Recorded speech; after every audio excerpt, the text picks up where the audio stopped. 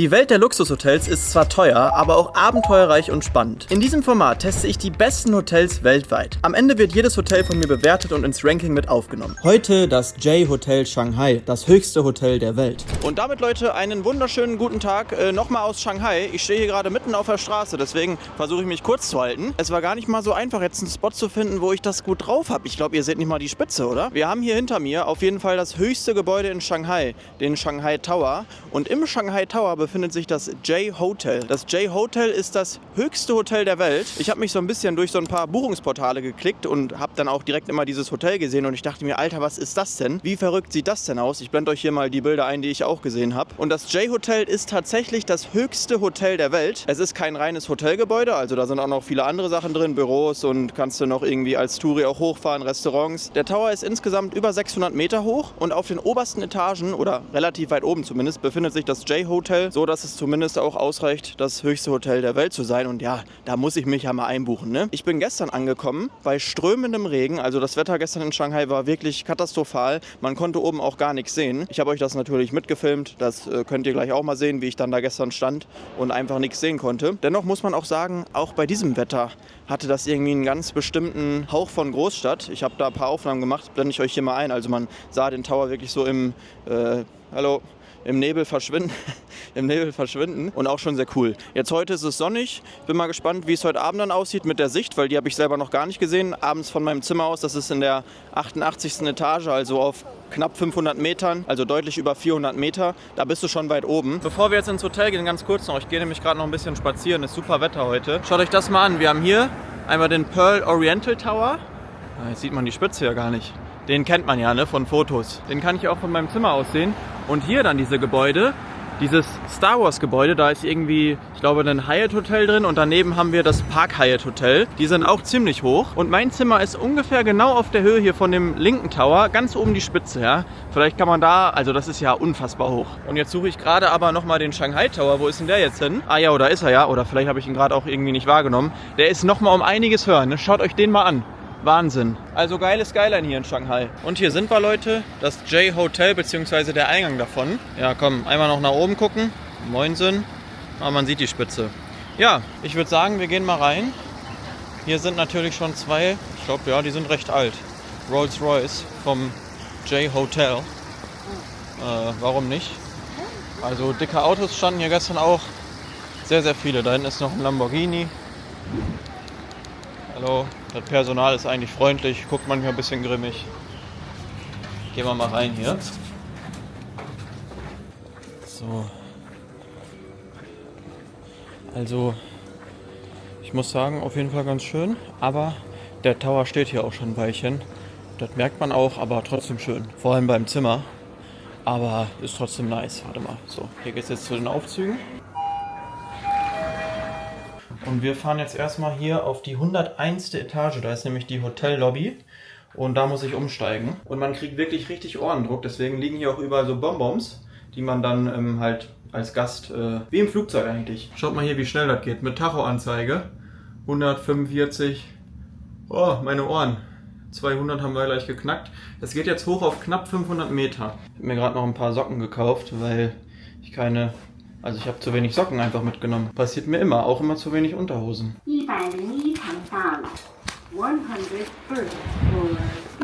Hallo. So, und das ist jetzt hier der Gang zur Rezeption. Da habe ich gestern eingecheckt. Ging ganz flott. Und hier sind die Aufzüge zum Hotel. Wir fahren jetzt leider wieder runter auf die 88. Etage. Also das Hotel geht offiziell von der 84. bis zur 101. Etage.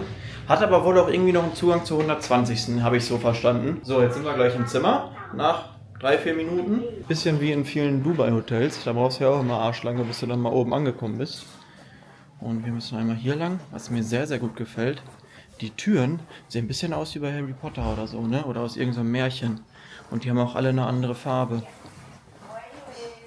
Hier blau, rot. Und jetzt sind wir hier gleich bei meinem Zimmer. 8815. Zack. Gehen wir mal rein. Ist auch frisch gemacht.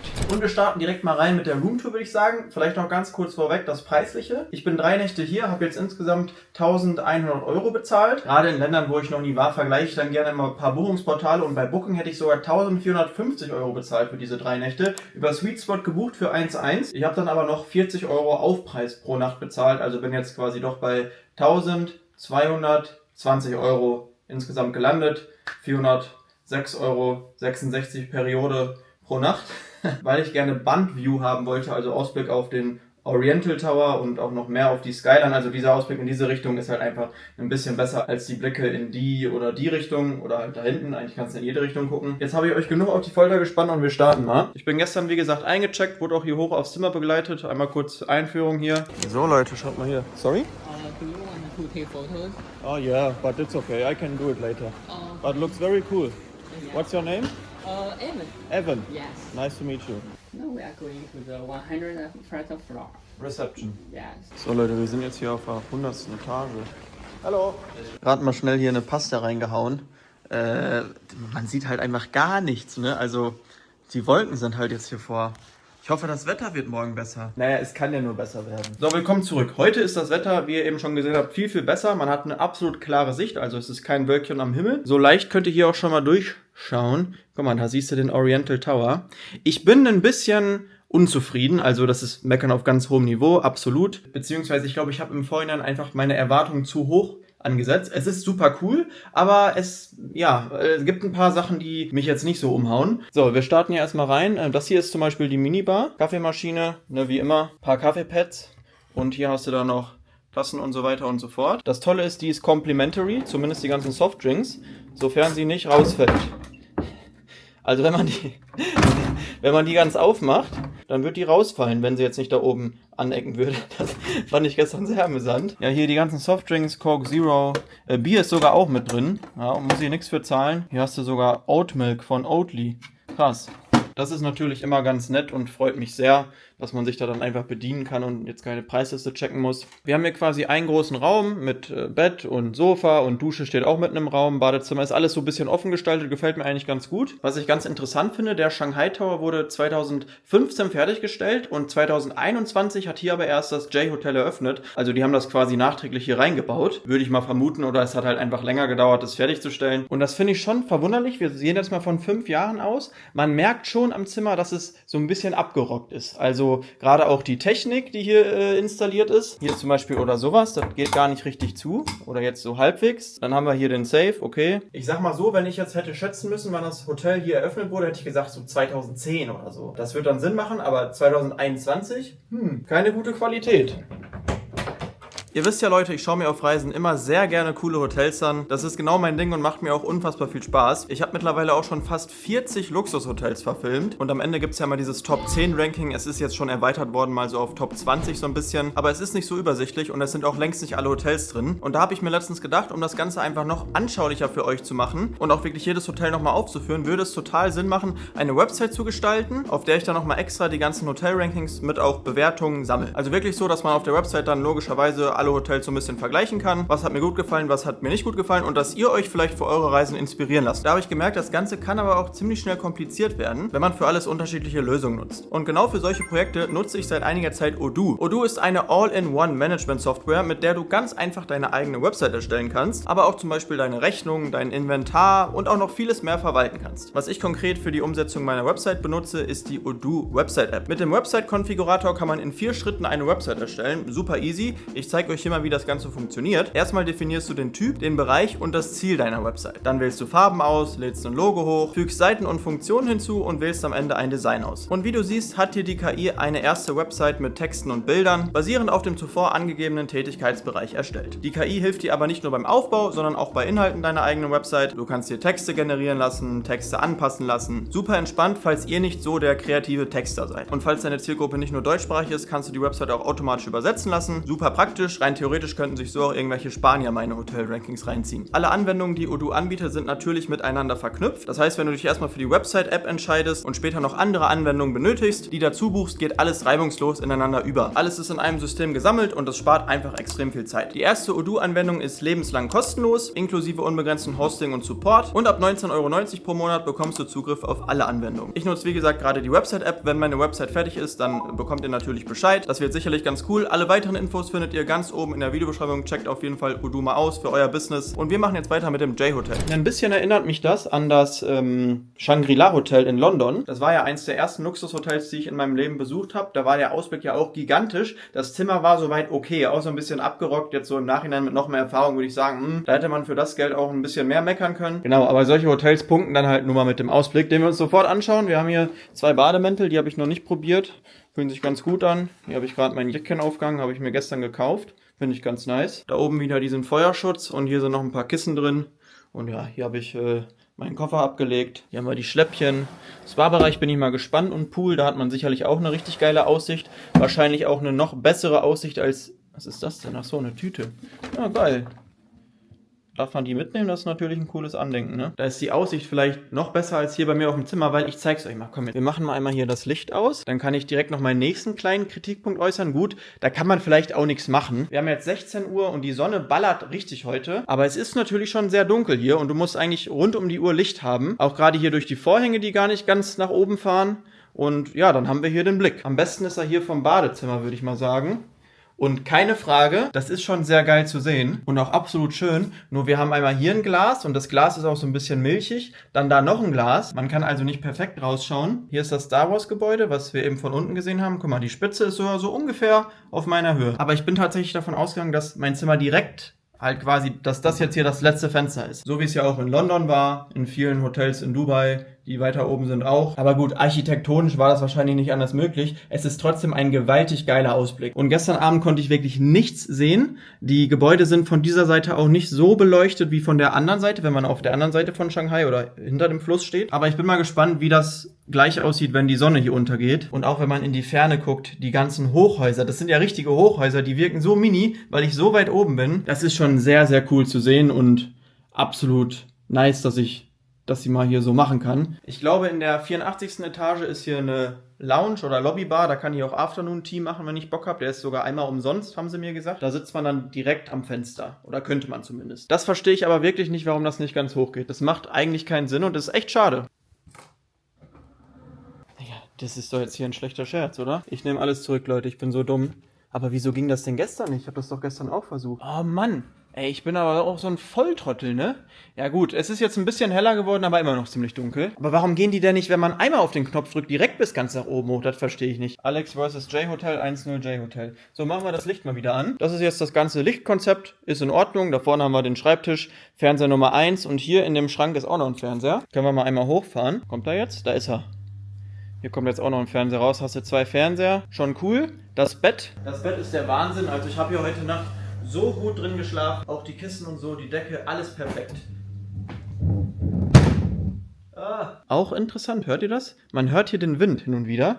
Deswegen gibt es hier auch neben dem Bett Earplugs. Ich brauchte jetzt heute Nacht keine, also ich konnte auch so gut schlafen, aber das ist vermutlich der Grund dafür. Kommen wir mal dazu, wie mir das Zimmer denn so dann im Allgemeinen gefällt, wenn man den Ausblick jetzt weglässt. Also mein Geschmack ist es 0. Ich finde es ziemlich hässlich und es wirkt auch irgendwie nicht luxuriös, bis auf das Bett jetzt. Es sieht eher so ein bisschen, also gewollt, aber nicht gekonnt aus, ein bisschen billig fast, finde ich. Wenn man sich jetzt hier so diese Vasen und so anschaut, ich weiß nicht so ganz, oder auch einfach vielleicht nicht mehr zeitgemäß. Sowas hatten meine Eltern ungefähr vor 25 Jahren bei sich im Wohnzimmer stehen. Aber es ist ja auch nur meine Meinung und mein persönlicher Geschmack. Ich bin mal gespannt auf eure Meinung. Kommentiert das gerne mal, wie ihr das Zimmer findet. Also den Boden finde ich noch ganz schön in diesem Schwarz, aber alles Weitere, ja, geht so. Heute mal wieder ordentlich am Uproasten. Also das Waldorf Astoria hat mir vom Zimmer her wirklich viel, viel besser gefallen. Das kann man eigentlich fast gar nicht vergleichen. Aber wenn man hier dann sitzt abends, das ist natürlich schon richtig geil da mit dem Ausblick. Und ich war ja schon im letzten Video hier auf dem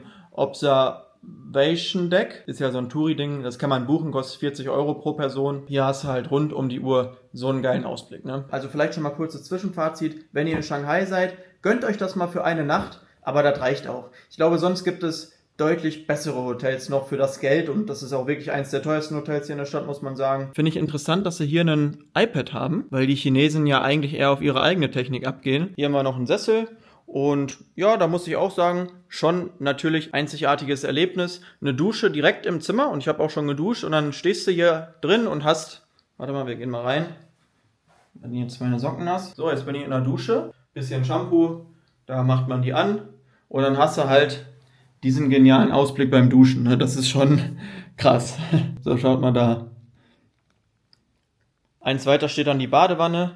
Da wollte ich mich gestern Abend erst reinlegen, habe ich dann irgendwie doch nicht gemacht. Ich bin einfach nicht so der Bademensch, ne? Hier kannst du auch noch Fernsehen gucken beim Baden. Mit Spiegelfunktion. Aber wer guckt denn hier Fernsehen, wenn man so badet? Gut, wenn man halt draußen nichts sehen kann, weil die Wolken manchmal auch tief hängen, dann siehst du wirklich nichts. Das J-Hotel gehört ja zu einer chinesischen Hotelkette. Das kam mir gestern noch an, so ein kleiner Teller Früchte. Das ist aber auch in China vielleicht nicht so gang und gäbe, dass wenn man in ein Hotel eincheckt, was jetzt ein bisschen hochpreisiger ist, man da irgendwie einen Kuchen oder eine Flasche Wein oder so bekommt. Das war ja im letzten Hotel auch nicht so, da gab es auch noch ein bisschen Obst. Aber 2 Hotels habe ich auch noch auf meiner Liste. Mal gucken, wie das da so wird. Das meiste habe ich euch gezeigt. Oder zumindest das Wichtigste. Hier hast du noch ein paar Amenities, Zahnbürsten-Kit und auch Gillette-Schaum, Rasierschaum, Mundspülung auch wieder am Start, bisschen Bodylotion und hier noch die Toilette. Ja, ich melde mich in 3 Stunden nochmal, wenn es dunkel ist. Dann gucken wir mal, was der Ausblick kann. Und ich habe heute was Spannendes vor. Ich möchte heute Abend hier bei schönem Skyline-Licht und tollem Wetter den ersten Halbmarathon meines Lebens laufen. Also 21 Kilometer sollte ich eigentlich schaffen. Checkt da gerne mal bei Instagram rein. Alex V. Bis später. Ich habe gerade einen Hotelmanager getroffen und der meinte, ich muss zum Sonnenuntergang, weil den wollte ich jetzt einmal mitnehmen. Bei mir auf der Seite kann man den ja nicht so gut sehen. Auf jeden Fall auf die 120. Etage. Hier ist nämlich das Heavenly Gin, das höchste Restaurant der Welt. Jetzt bin ich mal gespannt. Boah, das ist natürlich nur für Hotelgäste hier. Schaut mal, und hier bin ich auch direkt am Fenster. Ist das hoch, ey, der Wahnsinn.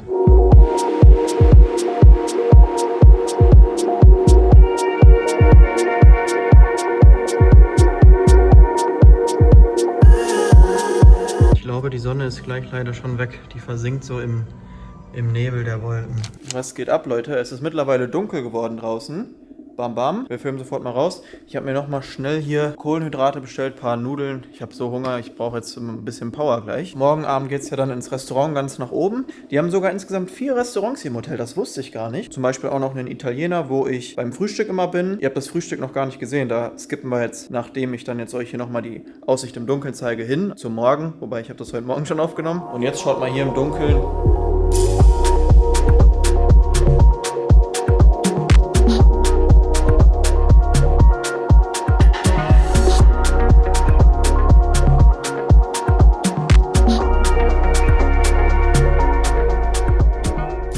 Einen wunderschönen guten Morgen. Das Wetter soll heute eigentlich gut sein. Ich bin gespannt auf den Ausblick. Hey!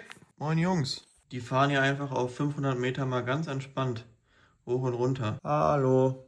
Winken. So Leute, auf geht's zum Frühstück. Schaut mal, ihr könnt ja den Tower noch mal sehen.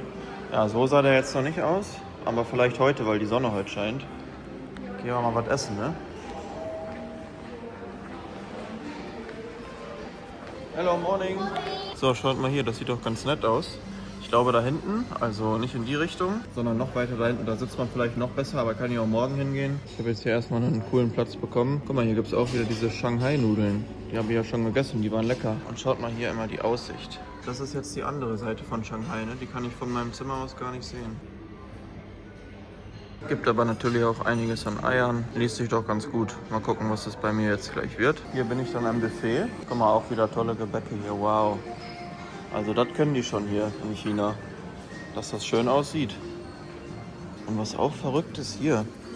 Orangensaft einfach in so kleinen Gläsern. Das ist ja der Wahnsinn. Sowas habe ich noch nie gesehen. Joghurt. Boah, jetzt muss ich gerade echt lachen. Der Pancake ist angekommen.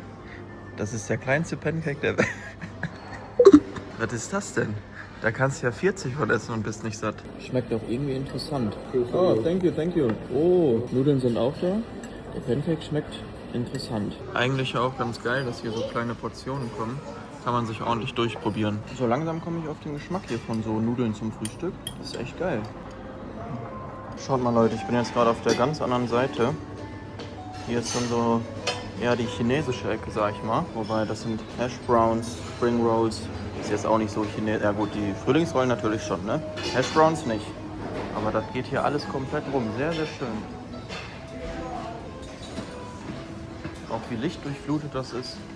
Und hier hast du dann noch eine Ecke mit Früchten.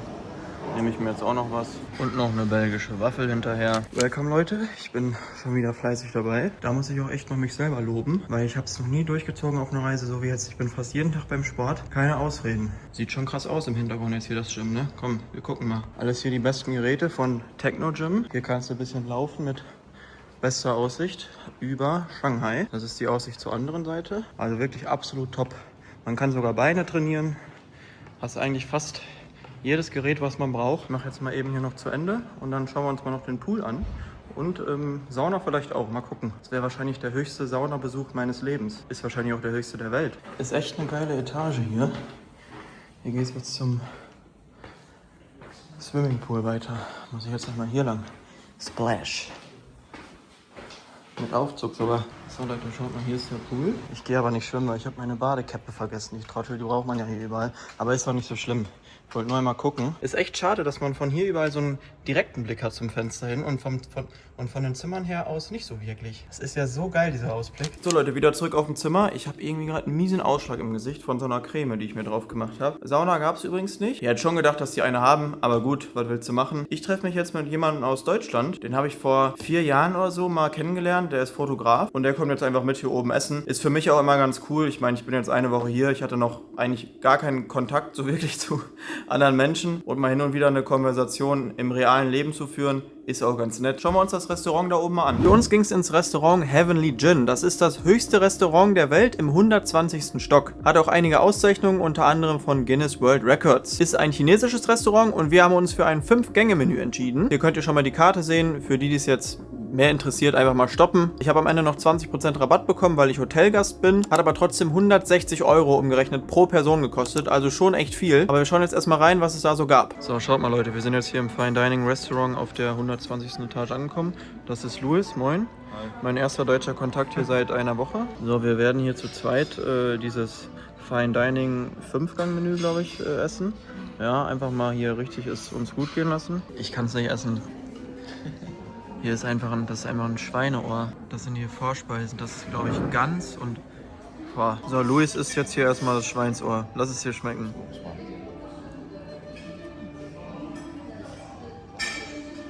Ich bin ganz Ohr. Erzähl mal, wie schmeckt's? Schmeckt so, wie man sich Schweineohr vorstellt. Also schon einen heftigen Eigengeschmack und das sind eigentlich ähnliche Schweinefleisch. Ja, okay. Das ist lecker. Tomate. Weiter geht's mit einem Süppchen, für mich mit Champagner, nicht Champagner, Champignons drin. So, Mr. Krabs ist angekommen hier, Hauptgang. Das ist einfach der Kopf von einem Hummer, aber der ist ja nur Zierde. Und jetzt hier noch Kartoffeln und Hummer. Probieren wir mal. Hier haben wir jetzt noch Braised Abalone, nie gehört, und Stir-Fried Beef. Es schmeckt alles schon sehr interessant. Also jetzt hier der Hummer war sehr lecker. Ist alles halt so anders gewürzt. Ich bin jetzt auch nicht der größte Fan chinesischer Küche, aber es ist schon lecker. Aber Abalone ist eine Frucht oder Gemüse oder eine Muschel? Ja, auch nicht so. Schnecken.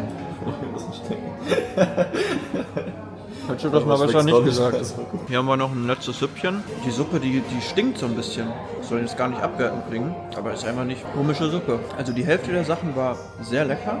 Die andere Hälfte war noch nicht so ganz meine Welt. Hier haben wir jetzt so eine Fruchtessenz. Ich habe gerade schon gesagt, ich fände es besser, wenn das jetzt einfach hier so ein Schokobrunnen wäre, anstatt diese Fruchtessenz. Das wäre auf jeden Fall mehr mein Geschmack. So Leute, was geht? Ich bin mittlerweile schon ein paar Hotels weiter, ein paar Städte weiter eigentlich, aber jetzt wieder zurück in Shanghai. Im J-Hotel war ich tatsächlich schon vor über einer Woche. Es kommen ja noch einige Videos aus China. Jetzt gerade bin ich im Mandarin Oriental hier in Shanghai. Leider gibt es von hier kein Video. Ich bin hier einfach so, Preis-Leistung war gut und mich hat es natürlich auch interessiert. Muss mich ja ständig weiterbilden als professioneller Hoteltester.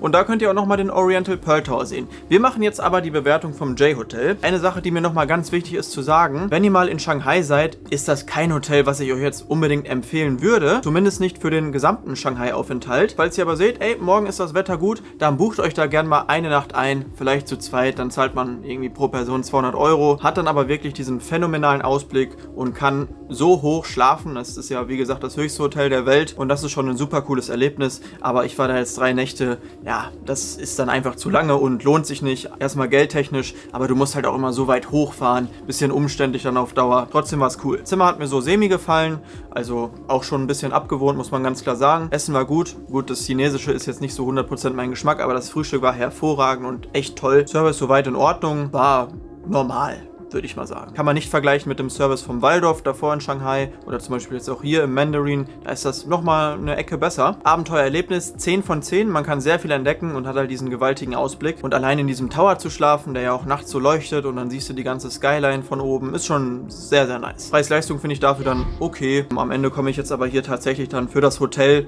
nur auf 7,8 von 10 Punkten, also jetzt nicht so gut, aber wie gesagt, für eine Nacht lohnt es sich allemal. Vielen Dank fürs Zuschauen, ich hoffe, es hat euch gefallen und wir sehen uns zeitnah wieder. Dann kommt das erste Zugvideo aus China. Haut rein, ciao!